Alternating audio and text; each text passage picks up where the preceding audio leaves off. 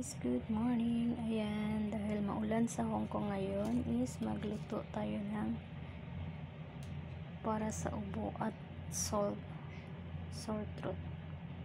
Ayan guys, ito yung pinaluto ni Amo.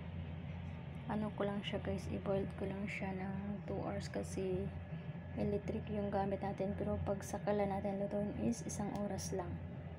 Tapos ito pala yung ingredients niya guys. Yan, apple, 3 apple, pears or peras. Yan, 4 to siya kasi maliliit. Tapos yan. Ayan siya, yung chorby at saka almond, white almond. Nasa loob ng white almond. Ayan, kung nandito kayo sa Hong Kong, alam nyo yung ganun na seeds. White almond at saka alam ko ito nasa Pinas din to sa mga ano lang sa gilid ng ilog or ano sapa. Ayan, pwede lang natin ng 2 hours.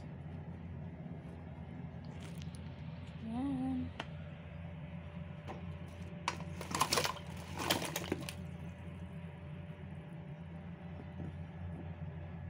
ayan, pagkatapos nyan guys is pwede nyo hindi na kainin yung ano, yung prutas kasi hindi yun malasa kasi nasa sabaw na lahat. Yung iba naman is kinakain nila, tapos ang iba nilalagyan ng ano, yung parang ano, parang bulaklak na mushroom. Yung ano yun, snow mushroom. Snow fungus pala, snow fungus. Itong sama ko is wala, ito lang.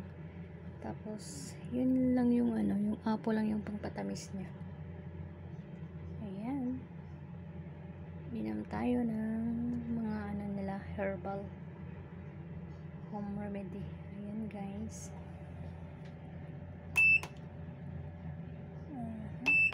Oh, 2 oras. Ayan, pwede na yan.